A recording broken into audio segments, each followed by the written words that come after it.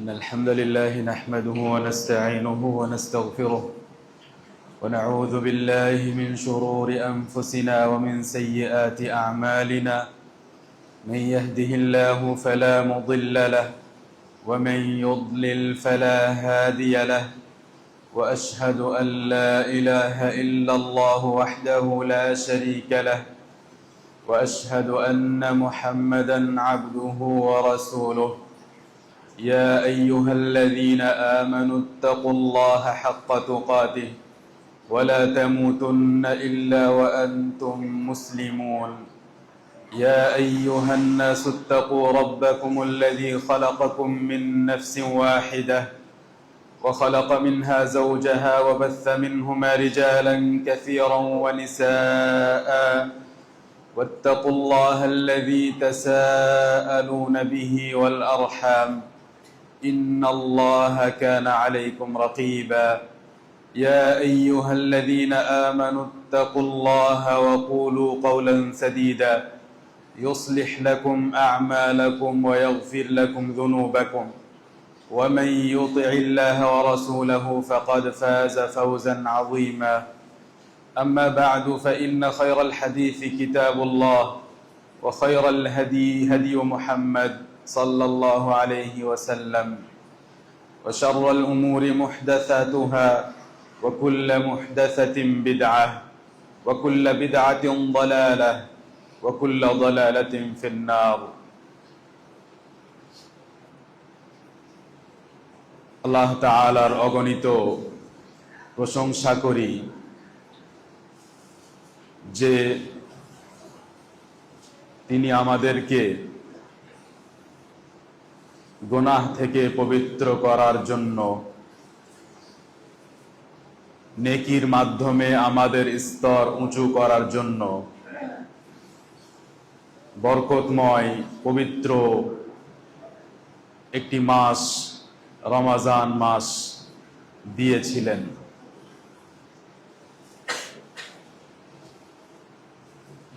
এই মাসে দিনের বেলায় সিয়াম রেখে রাত্রিবেলা কিয়াম করে তারাবির সালাত পড়ে কোরআন তেলাওয়াত করে গুনাহ থেকে, নেশা থেকে, অনর্থক কথা থেকে, ঝগড়া থেকে বিরত থাকার চেষ্টা করে সিয়াম অবস্থায় নিজেকে অন্যান্য দিনের অবস্থা থেকে আলাদা ও ভিন্ন রাখার চেষ্টা করে সাদাকা করে, যাকাত বের করে, গরিবদের সহযোগিতা করে, বিভিন্ন নেকির কাজে অংশ নিয়ে মুসলিম ভাইদেরকে ইফতার করিয়ে নেকির কাজে অগ্রসর হয়ে এই পুরো মাস দিন রাত আমরা এটা অনুভব করেছি যে এই মাস বাকি 11 মাসের মতো নয়। নির্বিশেষে ছোট থেকে বড়, নারী পুরুষ, ছোট যুবক সবাই একথা বুঝতে পেরেছি যে আল্লাহ তাআলার ইবাদত করেই মানুষকে ভালো লাগে।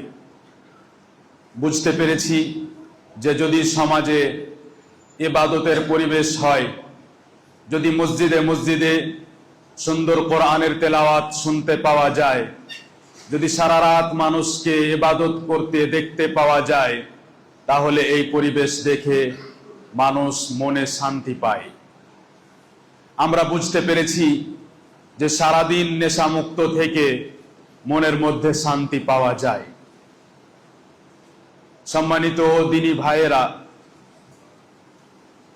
আল্লাহ রাব্বুল আলামিন মাঝে মাঝে বান্দাদের উপর দয়া করে তাদেরকে এমন সুবর্ণ সুযোগ দান করে থাকেন যারা এই রমজান মাস আল্লাহ তাআলার ইবাদতে কাটালো, যারা এই রমজান মাসে নিজেকে গুনাহ থেকে পবিত্র করার চেষ্টা করলো, তারা ইনশাআল্লাহ সফল হবে। যারা এই বরকতময় মাস পাওয়ার পরেও নিজেকে গুনাহ থেকে বাঁচাতে পারলো না, রমাজানের এই মূল্যবান সময়গুলোতেও যারা আগের মতোই গুনাহ করতে থাকলো, যারা বিজোড় রাতগুলোতে, শেষ দশকের বিজোড় রাতগুলোতেও হারাম কাজে লিপ্ত থাকলো, তারা নিজের ছাড়া অন্য কারো ক্ষতি করতে পারেনি। সম্মানিত উপস্থিতি, আল্লাহ তাআলা কেন রমাজান মাস দিয়েছেন? আল্লাহ তাআলা কেন সালাতের আদেশ করেছেন? আল্লাহ তাআলা কেন তাকে স্মরণ করার আদেশ করেছেন? এসব কিছুর উদ্দেশ্য যাতে আমরা নিজেদেরকে পবিত্র করতে পারি।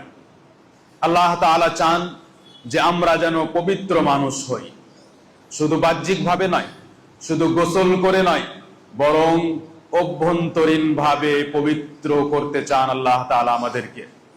এবং ইসলামের মধ্যে যেমন বাহ্যিকভাবে পরিষ্কার পরিচ্ছন্ন থাকা, পবিত্র থাকা জরুরি, তেমনি এবং তার চেয়েও বেশি গুরুত্বপূর্ণ অভ্যন্তরীণভাবে পবিত্র ও পরিষ্কার হওয়া। শরীরকে পরিষ্কার রাখা যত জরুরি, তার চেয়েও বেশি জরুরি নিজের মনকে পরিষ্কার করা, নিজের আত্মাকে পরিষ্কার করা। আল্লাহ সুবহানাহু ওয়া তাআলা প্রায় 10-11টি কসম খাওয়ার পরে, সাধারণত প্রায় সূরাগুলোতে আল্লাহ তাআলা 3টি-4টি করে বা কোথাও 1টি-2টি কসম করেন, কিন্তু আল্লাহ তাআলা ছোট্ট একটি সূরায়, যেটি আম্মা পাড়ায় আমরা শুনতে পাই, প্রায় 11টি কসম করেন। 11 ধরনের বস্তু, তার 11টি সৃষ্টির তিনি কসম করেন, তারপরে বলেন ওয়াশ-শামসি ওয়া-দুহাহা ওয়াল-কামারি ইযা তালাহা ওয়ান-নাহারি ইযা জাল্লাহা ওয়াল-লাইলি ইযা ইয়াগশাহা ওয়াস-সামাই ওয়া মা বানাহা ওয়াল-আরদি ওয়া মা তাহাহা ওয়া নাফসিন ওয়া মা সাওয়াহা ফাআলহামাহা ফুজুরাহা ওয়া তাকওয়াহা। রাতের কসম, দিনের কসম, সকালের কসম, বিভিন্ন সময়ের কসম, নফসের কসম, সূর্যের কসম, চাঁদের কসম। এত সব কসম করার পরে যেই বিষয়টি আল্লাহ তাআলা বলেন, তা কিন্তু স্বাভাবিক কোনো বিষয় নয়, তা অত্যন্ত গুরুত্বপূর্ণ বিষয়। সেই বিষয়ের উপরেই মানুষের সফলতা নির্ভর করে। তাই আল্লাহ রাব্বুল আলামিন বলেন, ক্বাদ আফলাহা মান যাক্কাহা, অবশ্যই অবশ্যই নিশ্চয় সে সফল হয়েছে, সেই ব্যক্তি সফল হয়েছে যে নিজের নফসকে, নিজের আত্মাকে পবিত্র করার চেষ্টা করেছে। ক্বাদ আফলাহা মান যাক্কাহা, যে নিজের নফসকে, নিজের মনকে, নিজের আত্মাকে পরিষ্কার করলো, পবিত্র করলো, গুনাহ থেকে মুক্ত করলো এবং নেকির মাধ্যমে উন্নত করলো, সে সফল হলো। ওয়া ক্বাদ খাবা মান দাসসাহা, এবং যে নিজের নফসকে, নিজের মনকে গুনাহের মধ্যে লুকিয়ে রাখলো, যে নিজের নফসকে, নিজের মনকে গুনাহের মধ্যে ডুবিয়ে দিল, সে ধ্বংস হয়েছে, সে ক্ষতিগ্রস্ত হয়েছে।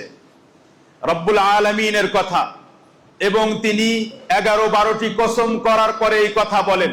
তারপরে আরবি ভাষার ভঙ্গিমা কদ ব্যবহার করে নিশ্চয়তার সাথে সন্দেহ একেবারেই দূর করে দেওয়ার জন্য সেই বিষয়টি নিয়ে আলোচনা করেন, যার ওপর প্রত্যেক মানুষের সফলতা নির্ভর করে।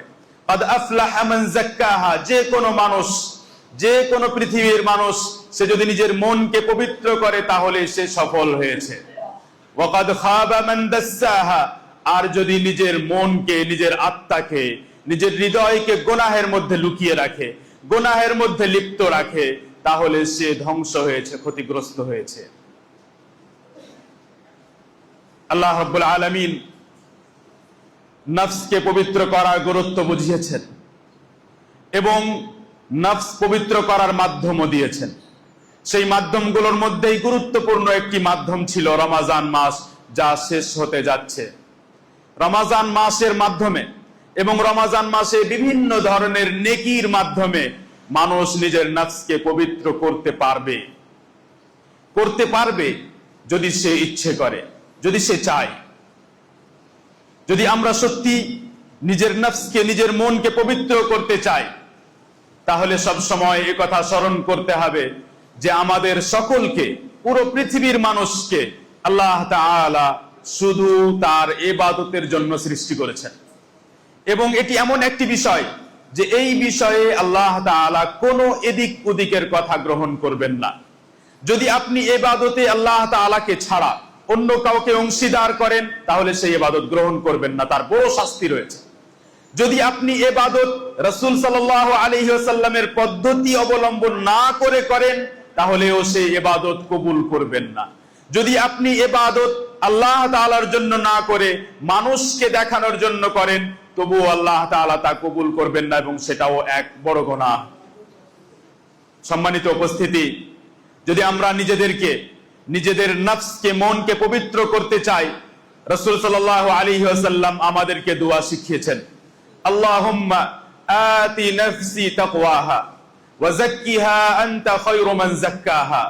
হে আমার রব, হে আল্লাহ তাআলা, এই নফস তুমি সৃষ্টি করেছো, এবং এই নফসের মধ্যে যত ত্রুটি আছে, এই সমস্ত ত্রুটি, সমস্ত দোষ, সমস্ত খুঁত তুমি একমাত্র দূর করতে পারো। তুমি আমার নফসকে তাকওয়া দান করো, তুমি আমার নফসকে তাকওয়া দান করো, আমার নফসে তোমার ভয় সৃষ্টি করো, এবং তুমি আমার নফসকে পবিত্র করো। আমার মনে যেন পবিত্রতা আসে, আমার মন যেন এই সিদ্ধান্ত নেয় যে আমি আল্লাহ তাআলার জন্য জীবন যাপন করব। আমার মন যেন এই সিদ্ধান্ত নেয় যে আমি গুনাহ মুক্ত জীবন যাপন করব, আমি গুনাহ থেকে বেঁচে থাকতে চাই। আমার মনের যেন সিদ্ধান্ত হয় যে আমি কখনো কোনো গুনাহের দিকে যাব না। আল্লাহ সুবহানাহু ওয়া তাআলা আমাদেরকে গুনাহ থেকে পবিত্র করতে চান, নেকির মাধ্যমে আমাদেরকে উন্নত করতে চান। নেকির মাধ্যমে আমরা অনেকজন নিজেকে উন্নত করার চেষ্টা করি। রমজান আসলে সিয়াম রাখি, সাদাকা করি, জুমার দিন কমপক্ষে জুমার দিন সালাত আদায় করতে যাই, এসব নেকির কাজ। আমরা নেকির কাজে অবশ্যই গুরুত্ব দিই, কোন সময় না করি তো অন্য সময় করি। কিন্তু এর চাইতেও বড় বিষয় যেটা নেকির আগে আসে, যেটা আমাদের প্রথমে করতে হবে, যেটা সব থেকে জরুরি, যেখান থেকে আমার পবিত্রতা শুরু হয়, সেই বিষয়ে আমরা সচেতন নই। আর সেটি হলো নিজেকে পবিত্র করা, নিজের নফসকে গুনাহ মুক্ত করা। আগে নিজের নফসকে গুনাহ থেকে পবিত্র করতে হবে, আগে সত্য তওবা করতে হবে, আগে এই মানসিকতা তৈরি করতে হবে যে আমি ইচ্ছা করে কোনো গুনাহের দিকে যাব না। আগে এই মানসিকতা তৈরি করতে হবে যে যখন আমি জানতে পারবো যে এটি আল্লাহ তাআলা হারাম করেছেন, এটি রাসূল সাল্লাল্লাহু আলাইহি ওয়াসাল্লাম হারাম করেছেন, তখন আমি সেটা থেকে বাঁচার চেষ্টা করব। আগে এই মানসিকতা তৈরি করতে হবে, আগে আল্লাহ তাআলার এই ভয় মনের মধ্যে আনতে হবে যে আমি যদি হারাম কাজের দিকে যাই, তাহলে সেই হারাম কাজ আমাকে আরেকটি হারাম কাজের দিকে নিয়ে যাবে। আমি যদি একটা গুনাহের ব্যাপারে অলসতা করি, তাহলে সেই গুনাহ আমাকে আরেকটি গুনাহের দিকে নিয়ে যাবে, এবং আমি জাহান্নামের দিকে চলে যেতে পারি। তাহলে আমি মুসলিম হিসেবে, একজন মুমিন হিসেবে, আমি যে আল্লাহ তাআলার প্রতি বিশ্বাস রাখি, আমি যে আখিরাতকে বিশ্বাস করি, আমি যে মুহাম্মদ সাল্লাল্লাহু আলাইহি ওয়াসাল্লামকে নবী হিসেবে বিশ্বাস করেছি, একজন মুসলিম হিসেবে আমার পরিচয় হবে যে আমার সামনে যখন হালাল ও হারামের কথা আসবে, তখন আমার মুখ খুলবে না। আমার সামনে যখন কথা আসবে যে এটা হারাম করা হয়েছে, তখন আমার মুখ থেকে কোনো মন্তব্য আসবে না, আমার পক্ষ থেকে কোনো বিশ্লেষণ আসবে না, বরং আমি বলবো যে নবী সাল্লাল্লাহু আলাইহি ওয়াসাল্লাম হারাম বলেছেন, তাই আমিও সেটাকে হারাম বলি। আল্লাহ তাআলা এটা হারাম ঘোষণা করেছেন, তাই আজ থেকে আমি জানলাম, আজ থেকে আমার কাছেও এটা হারাম। এবার আমি এটা থেকে কিভাবে বাঁচবো সেই চেষ্টা শুরু করব। বাঁচতে পারি না এটা আলাদা বিষয়, কিন্তু বাঁচতে চাই না এটা সাংঘাতিক বিষয়। বাঁচতে পারি না এটা হতে পারে, আমি চেষ্টা করি, আমি লজ্জিত, আমি আল্লাহ তাআলার সামনে লজ্জিত, আমি এই গুনাহ ছাড়তে চাই, ত্যাগ করতে চাই, কিন্তু পারছি না। আমি আল্লাহ তাআলার কাছে চাচ্ছি, চেষ্টা করছি, এটি ভালো অবস্থা, কিন্তু আমি ছাড়তে চাই না। আমি নিজে উল্টা মন্তব্য শোনাই, আমি আলেম ওলামার বিশ্লেষণকে চেঞ্জ করার চেষ্টা করি, আমি কোরআন ও হাদিসের কথা শুনি, কিন্তু বলি যে ঠিক আছে, কিন্তু প্রত্যেকটা কথা কি মানা সম্ভব? এটা আসলে মনের অসুখ। এই ধরনের মানুষগুলো মনের অসুখে ভুগছেন। এই ধরনের মানুষগুলো আসলে সুস্থ মানুষ নন, তাদের আত্মা অসুস্থ। যতক্ষণ পর্যন্ত নিজেকে গুনাহ থেকে মুক্ত না করা হবে, ততক্ষণ পর্যন্ত পবিত্রতা আসবে না। ইবনে তাইমিয়া রাহিমাহুল্লাহ বলেন যে তাজকিয়া এবং নিজেকে পবিত্র করা, এটির মূল অর্থ তো হলো এই যে আমরা নেকির মাধ্যমে নিজেকে উন্নত করব। কিন্তু যেহেতু নেকির মাধ্যমে উন্নত করা, উঁচু হওয়া সম্ভবই নয় যতক্ষণ পর্যন্ত গুনাহ থেকে মুক্ত হব না, তাই গুনাহ থেকে মুক্ত হওয়াও এর মধ্যে আসবে। ফাইন্না তাজকিয়াতা ইন্নামা তাহসুলু বিইজালাতিশ শারর। ততক্ষণ পর্যন্ত আপনি তাজকিয়া পেতে পারেন না, ততক্ষণ পর্যন্ত আপনি পবিত্রতা ও উন্নতি অর্জন করতে পারেন না, যতক্ষণ না আপনি নিজের মধ্য থেকে গুনাহ দূরে করবেন। মানুষের উপর অন্যায় করা, নিজের নফসের উপর অন্যায় করা, ইবাদতের মধ্যে শিরক করা বা ইবাদতের মধ্যে বিদআত করা, যত ধরনের গুনাহ আছে সমস্ত গুনাহ থেকে নিজেকে দূরে সরাতে হবে। সম্মানিত উপস্থিতি, আমরা যেই সমাজে এবং যেই যুগে বসবাস করছি, সেই সমাজে ইসলামী চিন্তাধারা ও ইসলামী সভ্যতার চাইতে বেশি ছড়িয়ে ছিটিয়ে আছে অন্যান্য অমুসলিম এবং অনইসলামিক সভ্যতা। আমরা যেই যুগে বসবাস করছি, সেই যুগে টেকনোলজির মাধ্যমে ইসলামী চিন্তাধারা আমাদের কাছে যত সহজে আসে, তার চেয়ে বেশি সহজে এবং বেশি পরিশ্রমের সাথে, বেশি সচেতনতার সাথে এবং বেশি এনার্জির সাথে অনইসলামিক সভ্যতা আমাদের মধ্যে প্রচার করার চেষ্টা চলে। আমরা মনে করি যে মানুষটি তো খুব ভালো কথা বলে, কিন্তু সেই মানুষটির কথার পিছনে এমন কোন আকীদা ও বিশ্বাস থাকে যেটা সাহাবায়ে কেরামের আকীদার বিরুদ্ধে, এমন কোন আকীদা বিশ্বাস থাকে যেটি ইসলামী আকীদা বিশ্বাস নয়। বাহ্যিকভাবে দেখে তার কথা শুনে আপনি বুঝতে পারবেন না। এমন এক সমাজে এবং এমন এক যুগে আছি যে চারিদিকে এমন ভাবে অনইসলামিক সভ্যতা ছড়িয়ে আছে যে সেইখানে যখন রাসূল সাল্লাল্লাহু আলাইহি ওয়াসাল্লামের সভ্যতা পেশ করা হয়, তখন সেটাকে আমরা দুর্বল মনে করি। আমি যদি একটি উদাহরণ দিই, যে আজ মুসলিম সমাজ মুসলিম হওয়ার পরেও, মুসাল্লি হওয়ার পরেও, রাত্রিবেলায় সালাতে তাহাজ্জুদ পড়ার পরেও মুসলিমদের অধিকাংশ 99% মুসলিম এই সভ্যতা গ্রহণ করতে পারেনি যে একজন মুসলিমের পরিচয় হবে যে তার মুখে দাড়ি থাকবে। শুধু একটি উদাহরণ যথেষ্ট যে আমরা মনের দিক থেকে সবাই অসুস্থ, আমরা সবাই অসুস্থ। আমরা মানতে পারিনি যে এটি রাসূল সাল্লাল্লাহু আলাইহি ওয়াসাল্লামের সভ্যতা, আমরা মানতে পারিনি যে এটি রাসূল সাল্লাল্লাহু আলাইহি ওয়াসাল্লামের কাছে প্রিয় ছিল। তিনি নিজে রাখতেন এবং আদেশ করেছেন একাধিক জায়গায়। মানতেই পারিনি। কেন মানতে পারিনি? কারণ মনের মধ্যে অসুখ আছে। এবং আপনি এই ভ্রান্তির মধ্যে থাকবেন না যে আমি দাড়ি ছিললাম তো কি হলো, দাড়ি কেটে ফেললাম তো কি হলো, আমি ইবাদত তো ঠিকই করছি। জি না, আপনি ইবাদত করেননি, আপনি ইবাদত বুঝেন না, আপনি জানেন না ইবাদত কাকে বলে, আপনি বুঝতে পারেননি ইবাদত কি জিনিস। আপনি মনে করেছেন যে আমি গিয়ে সাজদা ঠুকলাম ইবাদত হলো। জি না, সেটি ইবাদত নয়, সেটি ইবাদত নয়। ইবাদত মানে হলো যে আপনাকে প্রকৃত মুসলিম হতে হবে। ইবাদত মানে আপনার মাথা সবসময় নিচু থাকবে। ইবাদত মানে আপনি রব হওয়ার চেষ্টা করবেন না। ইবাদত মানে ইসলামকে আপনি বিশ্লেষণ করবেন না। ইবাদত মানে যে ইসলামের যে বিশ্লেষণ সামনে আসবে সেটার সামনে মাথা নত করবেন, একে ইবাদত বলে। ইবনে তাইমিয়া রাহিমাহুল্লাহ ইবাদতের অর্থ বোঝানোর জন্য পূর্ণ একটি কিতাব লিখেছেন, আল উবুদিয়্যাহ, এবং পুরো কিতাবের সারাংশই হলো যে ইবাদতের মানে আপনার কোনো ইচ্ছে থাকবে না, একমাত্র আল্লাহ তাআলার ইচ্ছে আপনার উপর কাজ করবে। যেখানে আল্লাহ তাআলার কথা আসবে সেখানে আপনি আপনার মনের কথা ছেড়ে দিবেন, একে ইবাদত বলে। 20 বছর ধরে আপনি রাসূল সাল্লাল্লাহু আলাইহি ওয়াসাল্লামের এই সভ্যতা শুনেছেন যে রাসূল সাল্লাল্লাহু আলাইহি ওয়াসাল্লামের মুখে ঘন দাড়ি ছিল।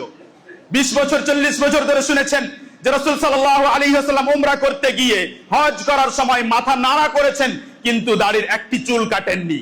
আপনি গ্রহণ করতে পারেননি, আপনি গ্রহণ করতে পারেননি। খ্রিস্টানদের কথা গ্রহণ করেছেন, কাফেরদের কথা গ্রহণ করেছেন, এই আলতু ফালতু মানুষগুলোর কথা গ্রহণ করেছেন, কিন্তু আপনি নিজের নবীর কথা গ্রহণ করতে পারেননি। আপনি নিজের নবীকে চেহারা মুখ কিভাবে দেখাবেন? আপনার চেহারা তো তার সাথে মিলে না। এটি তো একটি বাহ্যিক উদাহরণ। যেই মুসলিম পরোয়া করে না যে আমি দাড়ি ছিলে রেখেছি আর আমাকে স্বয়ং আল্লাহ তাআলা দেখছেন, যেই মুসলিম পরোয়া করে না যে রাসূল সাল্লাল্লাহু আলাইহি ওয়াসাল্লাম 4টি-5টি হাদিসের শব্দে আদেশ করে আমাদেরকে দাড়ি লম্বা করার জন্য, ইহুদি খ্রিস্টানদের বিরোধিতা করার জন্য বলেছে, সেই মুসলিমের অধিকার নেই যে সে ইহুদি খ্রিস্টানদের ব্যাপারে কথা বলবে। সেই মুসলিমের অধিকার নেই যে সে সৌদি আরবের ব্যাপারে কথা বলবে। সেই মুসলিমের অধিকার নেই যে সে বলবে যে অমুক সৌদি আরব আর অমুক দেশ ইহুদি খ্রিস্টানদের সহযোগিতা করে। সবচাইতে বড় সহযোগী আপনি, আপনার থেকে বড় সহযোগী নেই। আপনি নিজের মনের মধ্যে ইহুদি খ্রিস্টানের মন্দির মূর্তি সব বানিয়ে রেখেছেন। আপনার মনের মধ্যে ইহুদি খ্রিস্টান যেইভাবে ঢুকে আছে সেইভাবে অন্য কোনো জায়গাতে নেই। আপনি এখন পর্যন্ত ইসলামী সভ্যতা গ্রহণই করতে পারেননি। আপনাকে আরেকটি উদাহরণ দিই যে আল্লাহ রাব্বুল আলামিনের নিকট এবং তার রাসূল মুহাম্মদ সাল্লাল্লাহু আলাইহি ওয়াসাল্লামের নিকট এই পুরো পৃথিবীতে আকাশ ও জমিনের মধ্যে সবচাইতে মূল্যবান জ্ঞান, সবচাইতে দামি সায়েন্স, যে কোনো নাম দিন না কেন, সবচাইতে মূল্যবান বিদ্যা সেই জ্ঞান যেটি স্বয়ং আল্লাহ তাআলার পক্ষ থেকে এসেছে। কোনো সন্দেহ নেই, সমস্ত মুসলিম একমত, সমস্ত ওলামা একমত যে সবচেয়ে মূল্যবান জ্ঞান হলো, সবচেয়ে দামি জ্ঞান হলো, সবচেয়ে উত্তম জ্ঞান হলো কোরআনের জ্ঞান, হাদিসের জ্ঞান। আপনি মানতে পারেননি, আপনি বিশ্বাস করেন না, এটা বিশ্বাস করেন না আপনি। একজন মুসলিম লেকচার দেয়, বলে যে যারা পয়সা রাখে তারা মূল্যবান শিক্ষা ক্রয় করে, আর যাদের কাছে পয়সা থাকে না তারা মাদ্রাসার শিক্ষা ক্রয় করে। আপনি কি কিছু বুঝতে পারলেন? আপনি কিছু বুঝতে পেরেছেন এই কথা শুনে? আপনি এখানে এই কথা বোঝার চেষ্টা করুন যে যে ব্যক্তি এই ধরনের কথা বলে সেই চিন্তাধারা রাখে যে আসলে মাদ্রাসার শিক্ষা অর্থাৎ কোরআন ও হাদিসের শিক্ষা এটা হলো নিরুপায় অবস্থায় নেওয়া শিক্ষা। যখন আমি নিরুপায় তখন মাদ্রাসার শিক্ষা নিব। কিন্তু এই কথা একেবারেই বাতিল, এই কথা একেবারেই বাতিল। সবচাইতে উঁচু শিক্ষা সেটা যেখানে কোরআনের কথা হয়, সবচাইতে উঁচু শিক্ষা সেটি যেখানে রাসূল সাল্লাল্লাহু আলাইহি ওয়াসাল্লামের কথা হয়। যদি আপনার কাছে আল্লাহ তাআলার চেয়ে কেউ বড় হয়, যদি আপনার কাছে রাসূল সাল্লাল্লাহু আলাইহি ওয়াসাল্লামের চেয়ে কেউ বড় হয়, তাহলেই আপনার কাছে কোরআনের থেকে মূল্যবান বিদ্যা থাকতে পারে, তাহলেই আপনার কাছে হাদিসের চেয়ে মূল্যবান বিদ্যা থাকতে পারে। একেবারে লজিক্যাল বিষয়, একেবারে লজিক্যাল বিষয়। আপনার কাছে যেই মানুষটির মূল্য বেশি তার কথার মূল্য বেশি। আপনার কাছে যখন কোরআন ও হাদিসের জ্ঞান নিচু, তার মানে আপনি এমন একজন মানুষ যিনি মুহাম্মদ সাল্লাল্লাহু আলাইহি ওয়াসাল্লামকে নিচু মনে করেন। এটাই বাস্তবতা, আপনি বিশ্বাস না করলেও এটাই সত্য। সম্মানিত উপস্থিতি, আমরা রমাজান মাস শেষ করছি। রমাজান মাসে সব আল্লাহর ওলি হয়ে গিয়েছিলাম। আমরা আর প্রথম কাতারে জায়গা পাচ্ছিলাম না। প্রথম কাতারে তাদেরকে দেখতে পেতাম যাদেরকে চিনি না। আমি আসলে কাউকে কষ্ট দেওয়ার জন্য বলছি না, আমি অনুভূতি সৃষ্টি করার জন্য বলছি। তাদেরকে প্রথম কাতারে দেখছি যাদেরকে চিনতাম না, 11 মাস কোনোদিন দেখিনি। মনে করতাম যে এই এলাকার মানুষ নাকি বাইরের মানুষ। কিন্তু এদেরকে আমরা ঈদের দিন ঈদের সালাত পড়ার পর প্রথম যে সালাত আসবে জোহরের সালাত, সেই সালাতে প্রথম কাতারে দেখতে চাই। এদের সবাইকে ঈদের দিন জোহরের সালাতে প্রথম কাতারে দেখতে চাই, যদি এরা সত্যবাদী হয়। আর যদি এরা মিথ্যুক হয় তাহলে এদেরকে দেখতে পাওয়া যাবে না।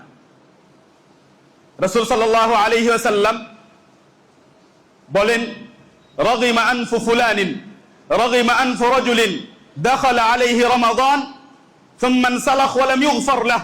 সেই ব্যক্তির নাক ধুলোয় মাটিতে ঘেঁষড়ে যাক, সেই ব্যক্তির ক্ষতি হোক, ধ্বংস হয়ে যাক, যেই ব্যক্তি রমাজান মাস পেল, পুরো রমাজান মাস পার হয়ে চলে গেল, কিন্তু তাকে ক্ষমা করা হয়নি। আপনি বলুন যে আপনি কি 100% নিশ্চিত যে আপনি রমাজান মাসের ইবাদত করে নিজেকে ক্ষমা করিয়ে নিয়েছেন? সেই জন্যই কি আপনি রমাজানের পর ইবাদত আর করবেন না? সেই জন্যই কি আপনি রমাজানের পর আর মসজিদ আসবেন না? কারণ আপনি তো সব মাফ করিয়ে নিয়েছেন। এখানে একটি ভয়ের কথা শুনুন। ভয়ের কথা হলো এই যে ওলামা ইবাদত কবুল হওয়ার লক্ষণ উল্লেখ করেন। আমি কিভাবে বুঝতে পারবো যে আমার ইবাদতটি কবুল হলো? আলেম ওলামা বলেন যে এর লক্ষণ হলো একটি, যে সেই ইবাদতের পরে তার অবস্থা আগের চাইতে ভালো হবে। রমাজানের আগে নেশা করত, রমাজানের পর করবে না। রমাজানের আগে বেনামাজি ছিল, রমাজানের পর নামাজি হবে। তাহলেই সে আশা করবে যে আশা করি আমার রমাজান কবুল হয়েছে। কিন্তু রমাজানের আগে বেনামাজি ছিল, রমাজানের পরেও বেনামাজি, তাহলে তাকে ভয় করতে হবে যে হয়তো আমার ইবাদত কবুল হয়নি। শুনুন, আয়েশা রাদিয়াল্লাহু আনহা রাসূল সাল্লাল্লাহু আলাইহি ওয়াসাল্লামকে জিজ্ঞেস করেন, হে আল্লাহ রাসূল সাল্লাল্লাহু আলাইহি ওয়াসাল্লাম, আল্লাহ তাআলা কোরআনে বলেন, ওয়াল্লাযীনা ইউতুনা মা আতাউ ওয়া কুলুবুহুম ওয়াজিলাতুন আন্নাহুম ইলা রাব্বিহিম রাজিউন। যারা নেকির কাজ করে, যারা দান করে, নেক আমল করে, আবার তাদের বুক কাঁপতে থাকে যে রবের সামনে দাঁড়াতে হবে, তাদের ভিতর কাঁপতে থাকে যে রবের সামনে হিসাব দিতে হবে। হে আল্লাহ রাসূল সাল্লাল্লাহু আলাইহি ওয়াসাল্লাম, এরা কি তারা যারা মদ পান করে? এরা কি তারা যারা চুরি করে? রাসূল সাল্লাল্লাহু আলাইহি ওয়াসাল্লাম বললেন, লা ইয়া বিনতাস সিদ্দিক, সিদ্দিকের মেয়ে আয়েশা রাদিয়াল্লাহু আনহা, এরা তারা নয়। এরা তারা নয় যারা মদ পান করে, এরা তারা নয় যারা চুরি করে, গুনাহের কাজ করে। এরা হলো তারা আল্লাযীনা ইয়াসুমুন ওয়া ইউসাল্লুন ওয়া ইয়াতাসাদ্দাকুন ওয়া ইয়াখাফুনা আল্লা তুকবালা মিনহুম। এরা হলো তারা যারা সিয়াম রাখে, যারা সালাত আদায় করে, যারা কিয়াম করে, তারাবি পড়ে, তাহাজ্জুদ পড়ে, ইবাদতের পরে ইবাদত করে এবং সাদাকা খায়রাতও করে, নেকির কাজে অংশ নিতে থাকে, কিন্তু ভয় করে যে যদি কবুল না হয়, যদি কবুল না হয়, আমি যে রাত্রে তারাবি পড়লাম যদি আল্লাহর জন্য না হয়ে থাকে, যদি গ্রামের মানুষের জন্য হয়ে থাকে, আমি যে সিয়াম রাখলাম যদি আল্লাহর জন্য না হয়ে থাকে, যদি এই জন্য হয়ে থাকে যে না রাখলে মানুষ কি বলবে, তারা ভয় করে, সিয়াম রাখে, সালাত আদায় করে, ভয় করে যে যদি কবুল না হয়, যদি কবুল না হয়। আপনার মধ্যে এই ভয় এসেছে? আপনার মধ্যে এই ভয় এসেছে? সম্মানিত উপস্থিতি, মুসনাদ আহমদে নওয়াস ইবনে সামআন রাদিয়াল্লাহু আনহু বলেন যে রাসূল সাল্লাল্লাহু আলাইহি ওয়াসাল্লাম একদিন উদাহরণ পেশ করলেন। আরবি শব্দ ছেড়ে সংক্ষেপে বলি যে রাসূল সাল্লাল্লাহু আলাইহি ওয়াসাল্লাম বললেন যে একটি সোজা রাস্তা আছে, আর সোজা রাস্তার দুই দিকে দুটি প্রাচীর আছে, আর এই প্রাচীরে মাঝে মাঝে কিছু কিছু দরজা আছে, আর দরজাগুলো খোলা, গেট নাই, কিন্তু দরজাগুলোর উপরে পর্দা ঝোলানো আছে। একজন এই সোজা রাস্তার প্রথমে দাঁড়িয়ে মানুষকে ডাকছে, এইদিকে এসো, এইদিকে এসো, এদিক ওদিক যেও না, এই রাস্তায় ঢুকে যাও। আর একজন রাস্তার মাঝখান থেকে, প্রথম দিক পার করে মাঝখান থেকে, উপর থেকে একজন ডাক দিচ্ছে যে দেখো এই যে দরজাগুলোর উপরে পর্দা ঝুলছে, এই পর্দা সরায়ও না। তুমি যদি এই পর্দা সরিয়েছো, এই দরজায় প্রবেশ করেছো, তাহলে তুমি ধ্বংসে প্রবেশ করবে, তুমি ভিতরে ঢুকে যাবে, আর ভিতরে ঢুকে গেলে তুমি ধ্বংস হয়ে যাবে। রাসূল সাল্লাল্লাহু আলাইহি ওয়াসাল্লাম বললেন যে ওই সিরাতের প্রথমে, সেই সোজা রাস্তার প্রথমে যে ডাক দিচ্ছিল সে হলো আল্লাহ তাআলার কিতাব কোরআনে কারীম। সে ডাক দিচ্ছে যে তোমরা সবাই ইসলামে প্রবেশ করো। আর এই রাস্তার উপর থেকে যে ডাক দিচ্ছিল সে হলো মানুষের মনের মধ্যে আদেশ নিষেধের অনুভূতি। ওয়াইদুল্লাহি ফি কলবি কুল্লি মুসলিম, প্রত্যেক মুসলিমের হৃদয়ে আল্লাহ তাআলার পক্ষ থেকে একজন উপদেশ দানকারী আছে। ইবনে তাইমিয়া রাহিমাহুল্লাহ বলেন যে ওয়াজের উদ্দেশ্য হলো আদেশ ও নিষেধ, অর্থাৎ প্রত্যেক মুসলিম ব্যক্তির মনের মধ্যে আদেশ নিষেধের অনুভূতি হয়। যখন সে সিগারেট খায় তখন মনের মধ্যে এই কথা আসে না যে এটা হারাম কাজ? যখন দাড়ি ছিলতে বসে, কালকে যখন ঈদের জন্য যাবে, দাড়ি ছিলে যখন বের হবে, তখন তার মনের মধ্যে এটা আসে না যে এটা হারাম করেছেন নবী সাল্লাল্লাহু আলাইহি ওয়াসাল্লাম? যদি এটা আসে তাহলে তার মধ্যে তার আত্মা জীবিত আছে, আর যদি না আসে তাহলে সে ধ্বংস হয়ে গেছে, সে মৃত, সে মারা গেছে। সম্মানিত উপস্থিতি, রমজান মাস শেষ হচ্ছে, রমজান মাস শেষ হয়ে যাচ্ছে, এবং আমরা যদি এখনো নিজেদের গুনাহ মাফ না করিয়ে নিতে পারি, তাহলে আমরা শুনলাম যে রাসূল সাল্লাল্লাহু আলাইহি ওয়াসাল্লাম বদদুয়া করেছেন, এবং নিজেকে সম্পূর্ণরূপে গুনাহ থেকে পবিত্র করার জন্য আপনার কাছে দুটি রাস্তা ছিল। একটি যে আপনি মানুষের উপর যত অন্যায় করেছেন সেটা থেকে নিজেকে পবিত্র করবেন, এবং আল্লাহ তাআলার সাথে যত বড় গুনাহ করেছেন, আল্লাহ তাআলার বিষয়ে যত বড় গুনাহ করেছেন, সমস্ত বড় গুনাহ থেকে সত্য তাওবা করবেন যে হে আল্লাহ তাআলা লজ্জিত, আর কোনোদিন সেই বড় গুনাহগুলো করব না। আর বাকি যেসব ছোট গুনাহ থাকবে সেটা আপনার সিয়াম রাখার কারণে, রাত্রে কিয়াম আর তারাবি করার কারণে, ইবাদত করার কারণে, এই রমজান মাসের মাধ্যমে, লাইলাতুল কদরের মাধ্যমে সেগুলো মাফ হয়ে যাবে। আল্লাহ তাআলা চান যে আমাদেরকে ক্ষমা করেন, আল্লাহ তাআলা চান যে আমাদের তওবা কবুল করেন, কিন্তু শয়তান তা চাই না। আল্লাহ তাআলা আমাদের সকলকে তৌফিক দান করুন।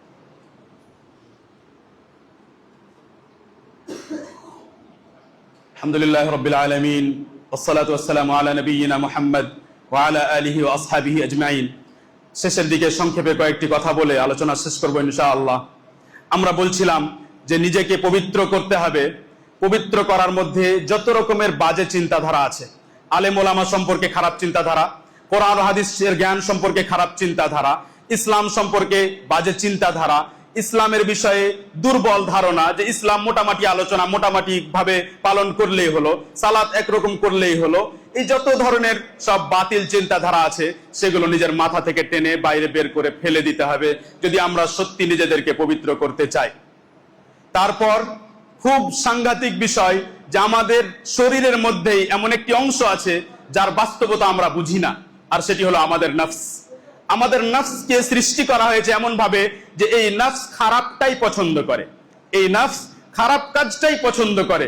এবার যদি আপনি নিজেকে বাঁচাতে চান তাহলে এই নফসকে ট্রেনিং এর মাধ্যমে এই নফসকে চেঞ্জ করবেন, আপনাকে মডিফাই করতে হবে, সেই নফসকে চেঞ্জ করতে হবে। যে নফস, তুমি তো ফজরের সালাতে উঠতে পছন্দ করো না, তুমি ঘুমাতে পছন্দ করো, কিন্তু আমি তোমাকে প্রত্যেক দিন ফজরের সালাতে উঠে উঠে বাধ্য করব এবং আমি নতুন একটা অভ্যাস তৈরি করব, তারপরে তুমি আর আমাকে পারবে না।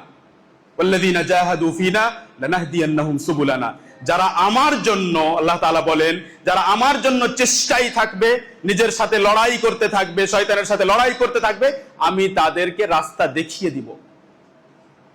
এবং এই নফসের বাস্তবতা যারা বুঝেনি এবং তাদেরই সংখ্যা বেশি, তারাই ধ্বংস হয়ে গেছে। বেশিরভাগ মানুষই নিজের নফসকে বুঝতে পারে না। আপনি যখন রাত্রে ঘুমাতে যান তখন আপনার একজন আলেমের হাদিসটা ব্রেনে আসে, যে একজন আলেমের কাছ থেকে শুনেছিলাম যে রাত্রে ঘুমানোর সময় যদি ওযু করে ঘুমাও তাহলে একজন ফেরেশতা তোমার সাথে ঘুমাবেন, তোমার সাথে থাকবেন, তোমার সাথে একজন ফেরেশতা থাকবেন। ব্রেনে আসলো। আবার শয়তানের পক্ষ থেকে আসলো যে না, এটা জরুরি তো নয়, কি আর আপনি ওযু করবেন, গিয়ে ঘুমান। আপনি কোনটা গ্রহণ করলেন? শয়তানেরটা গ্রহণ করলেন, আপনি হেরে গেলেন। আপনি নিজের নফসের সামনে হেরে গেলেন। এবং কিভাবে জিততে পারবো? জিততে পারবো যখন সত্যবাদী হব। সত্যি আমি চাই যে নিজের নফসের বিরুদ্ধে জিতবো, তো ইনশাআল্লাহ জিতে যাব। কারণ যখন সত্যি চাইবো তখন তার জন্য লড়াই করব, তখন আমি সত্যি আল্লাহ তাআলার কাছে দোয়া করব। এবং যদি আপনি আল্লাহ তাআলার সাথে সত্যবাদী হন তাহলে আল্লাহ তাআলা আপনার সাথেও সত্যবাদী হবেন। আল্লাহ তাআলা সবসময় সত্যবাদী, কিন্তু আপনি যদি সত্যবাদী হন, আল্লাহ তাআলার সাথে সত্য তওবা করেন, সত্য কথা বলেন এবং বলেন যে আমি সত্যি পবিত্র হতে চাই, তাহলে আল্লাহ তাআলা দেখবেন আপনার পথ সহজ করে দিবেন। যেহেতু রমজান মাস শেষ, কালকে যখন সূর্য ডুবে যাবে রমজান মাস শেষ হয়ে যাবে। রমজান মাস পর্যন্ত শয়তানকে বাঁধা ছিল, রমজান মাস শেষ হলে শয়তানকে খুলে দেওয়া হবে। যখন শয়তান বেরিয়ে আসবে শিকল থেকে, তখন আমাদের উপর আক্রমণ করবে, ঈদের রাত্রিতে আক্রমণ করবে, আপনাকে নোংরা কিছু দেখার জন্য বলবে, আর পরবর্তী দিন ঈদের সালাত পড়ে আপনাকে গুনাহ করার জন্য বলবে। আর ঈদের সকালে যখন আপনি ঈদ পড়তে যাবেন তখনও আপনাকে গুনাহ করার জন্য বলবে, দাড়ি টাড়ি ছিলে নাও, দেখতে সুন্দর লাগবে, ঈদের দিন, ঈদের ব্যাপার আছে, সুন্দর হয়ে যেতে হবে। বিভিন্ন ধরনের আপনার কাছে ওয়াসওয়াসা আসবে। অনেকজনের কাছে ওয়াসওয়াসা আসবে যে একটু গান টান বাজাতে হয়, ঈদের দিন আছে, খুশি করতে বলেছেন, তো খুশিতে গান বাজাতে হবে। এইসব ওয়াসওয়াসা খুব বেশি আসবে। যারা ভালোভাবে ইবাদত করলেন তাদের মধ্যেও আসবে, খুব সাবধান। সেই জন্য যদি নিজেকে পবিত্র রাখতে চান তাহলে ঈদের দিন বিশেষ করে খুব সাবধান থাকবেন এবং তারপরে নিজেকে সাবধানতার মধ্যে রাখবেন। সাদাকাতুল ফিতর সম্পর্কে আমরা প্রায় বারবার শুনেছি। রাসূল সাল্লাল্লাহু আলাইহি ওয়াসাল্লাম সাদাকাতুল ফিতর সম্পর্কে বলেন, ফারাদা, ইবনে আব্বাস রাদিয়াল্লাহু আনহু বলেন, ফারাদা রাসূলুল্লাহ সাল্লাল্লাহু আলাইহি ওয়াসাল্লাম যাকাতাল ফিতরি তুহরাতাল লিস-সাইমি মিনাল লাগwi ওয়ার রাফাত ওয়া তু'মাতান লিল মাসাকিন। রাসূল সাল্লাল্লাহু আলাইহি ওয়াসাল্লাম সাদাকাতুল ফিতর ফরজ করেছেন। তাহলে ফরজ, এটি ফরজ করেছেন কেন? আসলে ফরজ করেছেন যে আমাদের সিয়াম থাকা অবস্থায় বা রমজান মাসে যে কোনো সময় অনর্থক কথা মুখ থেকে বেরিয়েছে, বা কোনো সময় গালি বেরিয়েছে, বা কোনো সময় কোনো অশ্লীল কথা বেরিয়েছে, সেগুলো থেকে আমাদেরকে পবিত্র করার জন্য দয়া দেখুন আল্লাহ তাআলার, দয়া দেখুন আল্লাহ তাআলার, যে আপনি রমজানের মধ্যেও যে কিছু ভুলভাল করেছেন সেটা থেকে আবার পবিত্র করে দেওয়ার জন্য আরেকটি ইবাদত দিলেন, যার নাম হলো সাদাকাতুল ফিতর ওয়া তু'মাতাল লিল মাসাকিন, এবং মিসকিনদেরকে খাওয়ানোর জন্য। এই বিষয় বলে বলে পুরাতন হয়ে গেছে যে মিসকিনদেরকে খাওয়ানোর জন্য যেহেতু, সেজন্য খাবার দিতে হবে এবং খাবার পৌঁছে দিতে হবে। এবং হাদিস থেকে এটাও প্রমাণিত যে ঈদে তারা যে পৌঁছে যাবে, ঈদগাহে যে যাবে, সেই ঈদগাহে যাওয়ার আগেই তাদের কাছে পৌঁছে দিতে হবে, এটি সবচাইতে সঠিক। এবং এইভাবে যখন আপনি আমল করবেন তখনই আপনি নিজের ইবাদতের বিষয়ে নিশ্চিত থাকবেন। যেহেতু শুধু মিসকিনদের কথা বলা হয়েছে, সেজন্য মিসকিন ছাড়া অন্য কোনো খাতে সাদাকাতুল ফিতর ব্যবহার করা যাবে না, এটাই সঠিক এবং এটাই নিরাপদ। সম্মানিত উপস্থিতি, আমরা শেষ বিষয় ঈদ উল ফিতর সম্পর্কে বলবো। যে ঈদ উল ফিতর যখন আমরা ঈদগাহে যাই, তখন ঈদগাহে গিয়ে আমরা একটা পরিবেশ দেখতে পাই যে ইমাম সাহেব দাঁড়িয়ে ঈদ উল ফিতরের তাকবীর পড়ান আর আমরা সবাই পড়ি। আমরা এবার চেষ্টা করি যে আমরা যারা আজকের আলোচনা, আজকের খুতবা শুনলাম, আমরা এখন থেকে নিয়ে আসরের পর থেকে নিয়ে মাগরিব বা ইশা পর্যন্ত ঈদুল ফিতরের যে তাকবীর গুলো সেগুলো মুখস্থ করে নিব। কটি তাকবীর আছে? আপনার 2-3টা মুখস্থ থাকলেই হলো, 2টো মুখস্থ থাকলেই হলো। সেই তাকবীর গুলো মুখস্থ করে নিব, যাতে ইমাম সাহেবকে বলতে না হয় কিংবা আমার প্রয়োজন না থাকে। ইমাম সাহেব যাকে বলছেন তার বিষয়, ইমাম সাহেবের বিষয়, কিন্তু আমার প্রয়োজন নেই। আমি নিজের মতো করে বলবো, আমি আল্লাহ তাআলার তাকবীর নিজের মতো করে করব। এবং সাহাবা থেকে প্রমাণিত তাই উঁচু আওয়াজে তাকবীর করা যাবে। এবং তাকবীর শুরু হবে যখন সূর্য ডুবে যাবে, অর্থাৎ ঈদের রাত শুরু হবে তখন থেকে নিয়ে সালাত শুরু হওয়া পর্যন্ত। কারণ যখন সালাত শুরু হয়ে গেল তখন আপনি সালাতে ব্যস্ত থাকবেন। তাকবীর, ঈদের যে তাকবীর গুলো বর্ণিত হয়েছে সেগুলো সব সাহাবায়ে কেরাম থেকে এসেছে, রাসূল সাল্লাল্লাহু আলাইহি সাল্লাম থেকে আসেনি। এবং আল্লাহ রাব্বুল আলামিন আমাদেরকে তাকবীর করার কথা বলেছেন ব্যাপকভাবে, ওয়ালিতুকাব্বিরুল্লাহ আলা মা হাদাকুম। আল্লাহ তাআলা যে তোমাদের হেদায়েত দিলেন, আল্লাহ তাআলা যে তোমাদের রমজান মাস দিলেন, এই যে সিয়াম কিয়ামের তৌফিক দিলেন, এটার জন্য শুকরিয়া স্বরূপ, প্রশংসা স্বরূপ তোমরা আল্লাহর তাকবীর যাতে করো। তো আমরা কিভাবে তাকবীর করব? কোনো নির্দিষ্ট নিয়ম বলা হয়নি, কিন্তু সাহাবায়ে কেরাম থেকে যেসব তাকবীর বর্ণিত হয়েছে সেগুলো গ্রহণ করা ভালো। যেমন প্রসিদ্ধ তাকবীর আল্লাহু আকবার, আল্লাহু আকবার, লা ইলাহা ইল্লাল্লাহ, ওয়াল্লাহু আকবার, আল্লাহু আকবার, ওয়ালিল্লাহিল হামদ। এটি আশা করি সবার মুখস্থ আছে, বা না থাকলেও এটি করে নেবেন। এবং তারপরে আমি কয়েকটি তাকবীরের কথা বলবো, যদি সেগুলো মুখস্থ নাও করতে পারেন সমস্যা নেই, কিন্তু শুধু জানানোর জন্য বলছি যে একাধিক তাকবীর বর্ণিত হয়েছে। দ্বিতীয় তাকবীর আল্লাহু আকবার, আল্লাহু আকবার, আল্লাহু আকবার, ওয়ালিল্লাহিল হামদ। আগেরটিরই মতো, শুধু এখানে আল্লাহু আকবার 3 বার থাকবে। তৃতীয় তাকবীর, যেটিকে ইবনে হাজার রাহিমাহুল্লাহ বলেন যে সনদের দিক থেকে, সূত্রের দিক থেকে সবচেয়ে সহি তাকবীর, সেটি হলো আল্লাহু আকবার, আল্লাহু আকবার, আল্লাহু আকবারু কাবীরা। ইবনে আব্বাস রাদিয়াল্লাহু আনহু হতে আরেকটি তাকবীর বর্ণিত হয়েছে আল্লাহু আকবার, আল্লাহু আকবার, আল্লাহু আকবার, ওয়ালিল্লাহিল হামদ, আল্লাহু আকবার ওয়া আজাল, আল্লাহু আকবার আলা মা হাদানা। আরেকটি তাকবীর, এই মাঝখানে যেগুলো বললাম সেগুলো আমাদের মধ্যে সেরকম প্রসিদ্ধ নয়, কিন্তু এগুলো আলেম ওলামা জানেন। শেষে একটি তাকবীর বলি যেটি আমাদের মধ্যে প্রসিদ্ধ, সেটি হলো আল্লাহু আকবারু কাবীরা, ওয়ালহামদুলিল্লাহি কাসীরা, ওয়া সুবহানাল্লাহি বুকরাতান ওয়া আসীলা। এই তাকবীরটি আসলে সাহাবা থেকে ঈদের দিনে পড়ার ব্যাপারে বর্ণনা পাওয়া যায় না, কিন্তু এই তাকবীরটি একদিন এক সালাতের মধ্যে, সহিহ মুসলিম হাদিসটি বর্ণিত, একজন ব্যক্তি সালাতের মধ্যে এই তাকবীরটি বলে সালাতের মধ্যে বলছে, তাকবীরটি বলছে আল্লাহু আকবার ওয়া কাবীরা, আলহামদুলিল্লাহি কাসীরা। সালাতের শেষে নবী সাল্লাল্লাহু আলাইহি ওয়াসাল্লাম বলছেন যে এইভাবে কে তাকবীর বলছিল আজকে? তো একজন বললেন যে অমুক বলছিল, বা সেই ব্যক্তি বলল যে আমি বলছিলাম। নবী সাল্লাল্লাহু বললেন আমি অবাক হলাম, আজিবতু লাহা ফুতিহাত লাহা আবওয়াবুস সামা, আশ্চর্য হলাম আমি যে এই তাকবীর যখন তুমি বলছিলে তখন আকাশের দরজা খুলে দেওয়া হয়েছিল। এখন এই তাকবীরটি ঈদের জন্য বর্ণিত হয়নি, এই তাকবীরটি বর্ণিত হয়েছে এমনি সাধারণ সালাতে, কিন্তু যেহেতু ঈদের জন্য নির্দিষ্ট তাকবীরের শব্দ আসেনি কোরআন ও হাদিস থেকে, সাহাবায়ে কেরাম বিভিন্ন শব্দ ব্যবহার করেছেন, সেই জন্য বহু আলেম ওলামা এই তাকবীরটিও ঈদের মধ্যে বলার জন্য অনুমতি দিয়েছেন, এবং এটা সঠিক। এটা সঠিক, কারণ আমাদেরকে নির্দিষ্ট কোনো তাকবীরের শব্দ বলা হয়নি যে না এই শব্দ ছাড়া তাকবীর করা যাবে না বা এই শব্দই করতে হবে, কোনো কথা নেই। সেই জন্য কেউ যদি এই তাকবীরটিও পড়ে তাহলে ওলামা বলেন যে খুব ভালো। কেন খুব ভালো? কারণ ওই যে নবী সাল্লাল্লাহু আলাইহি ওয়াসাল্লাম বললেন যে আমি আশ্চর্য হলাম যে আসমানের দরজা খুলে দেওয়া হলো। আশা করি যে আমরাও যদি ইখলাসের সাথে পড়ি আর বলি তাহলে হয়তো আমাদের জন্য খুলে দেওয়া হবে। ঈদের সালাতে পরিষ্কার পরিচ্ছন্নতার সাথে যাবেন, নিজেকে পরিষ্কার করা, বাড়ি পরিষ্কার করার চাইতে নিজের মনকে পরিষ্কার করার চেষ্টা করবেন। ঈদের সালাতে যখন যাবেন নিজের সমস্ত মুসলিম ভাইয়ের ব্যাপারে মনের মধ্যে একটা কথা আনবেন যে সবাইকে মাফ করে দিলাম, যত মুসলিম ভাই সবাইকে মাফ করে দিলাম, এবং যত মুসলিম ভাইয়ের গীবাত সমালোচনা করেছি, কুৎসা করেছি, হে আল্লাহ তাআলা সবাইকে ক্ষমা করে দাও। নিজে একেবারে মন পবিত্র করে তারপরে ঈদের জন্য বের হবেন, দেখবেন আনন্দ খুশি পাবেন। বাড়ির মধ্যে, আত্মীয় স্বজনের সাথে, পরিবারের মধ্যে কারো সাথে যেন আপনার কোনো মনোমালিন্যতা না থাকে, একেবারে পবিত্র হয়ে যাবেন।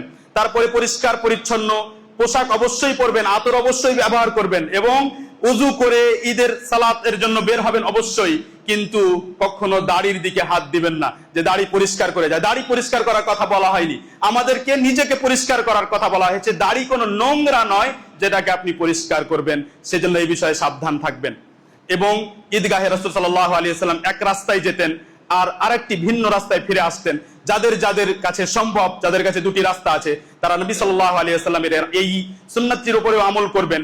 বাড়ি থেকে যখন বের হবেন ঈদের জন্য পুরো রাস্তায় তাকবীর বলতে থাকবেন, জোরে জোরে বলতে থাকবেন, এবং সূর্য ডোবার পর থেকেও বিভিন্ন সময়, মাগরিবের পর, এশার পর, এমনি রাত্রে আপনি বিভিন্ন সময়ে তাকবীর বলতে থাকবেন। আল্লাহ তাআলা আমাদের সকলকে তৌফিক দান করুন, এবং যে কথাগুলো শুনলাম তার মধ্যে উত্তম কথাগুলোর প্রতি আমল করার তৌফিক দান করুন। আল্লাহ তাআলা আমাদের সকলের রমজানের এই ইবাদত তুমি কবুল করো। আমরা দুর্বল বান্দা তোমার, এবং তুমি গফুর, তুমি শাকুর, তুমি আমাদের অল্প ইবাদতে খুশি হয়ে যাও। তোমার কাছে বিনীতভাবে অনুরোধ করি যে আল্লাহ তাআলা তুমি আমাদের ছোট ছোট ইবাদতগুলো, আমাদের এই ত্রুটিপূর্ণ, এই ঘাটতিপূর্ণ ইবাদতগুলো তুমি কবুল করো এবং আমাদেরকে উত্তম বিনিময় দান করো। আর আমাদেরকে এই ইবাদতগুলোর মাধ্যমে তৌফিক দান করো যেন এই ইবাদতগুলো ভূমিকা স্বরূপ আমাদেরকে পরবর্তী এর চাইতেও আরো বড় বড় ইবাদতের দিকে নিয়ে যায়। আল্লাহ তাআলা আমাদের সকলকে ইস্তেকামাহ এর তৌফিক দান করো, আমরা যেন এই রাস্তার উপরে টিকে থাকতে পারি, আমরা যেন এই দ্বীনের উপরে টিকে থাকতে পারি, আমাদেরকে কোনো মানুষ যেন শয়তানের রাস্তার দিকে না নিয়ে যেতে পারে। রব্বানা লা তুযিগ কুলুবানা বা'দা ইয হাদাইতানা ওয়া হাব লানা মিন লাদুনকা রাহমাহ ইন্নাকা আনতাল ওয়াহ্হাব ওয়া আখিরু দাওয়ানা আনিল হামদুলিল্লাহি রাব্বিল আলামিন। আসসালামু আলাইকুম ওয়া রাহমাতুল্লাহি ওয়া বারাকাতুহু।